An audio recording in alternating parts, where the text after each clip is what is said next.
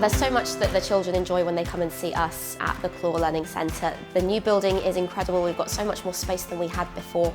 The novelty of being underground in the investigation zone, the tunnel that connects the new Clore Learning Centre to the Great Bath, and just seeing the baths and how it all connects together, the history of the city, and sort of it being a passage through time as well.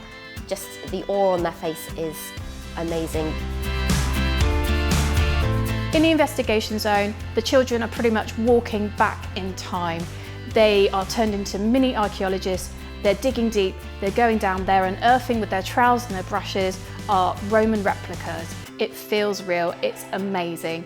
They also use our app, Alex the Archaeologist. Alex invites them to discover the space and the artefacts that are down there, and they're invited to scan the artefacts and then find out and unearth where it belongs on a Roman building. Then we have the reconstructing, so they get to rebuild some of the Roman architecture, such as a Roman column, a Roman archway, and then also we have right here on the site our Gorgon's Head temple pediment. I liked doing the archaeologist stuff down underground and the mosaics up here and dressing up. It was fun being like a Roman woman. We had to scan rocks and put them into the right place on a loggo pad. I learned that they used a big furnace to heat up the floors so the Roman baths could be warmer.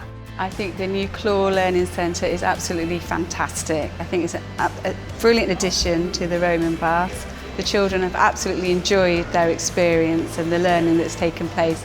It just brings it all to life, and they learn it through books and through videos, but to actually just come and see it in real makes it really tangible for them, and it can really place themselves back here 2,000 years ago.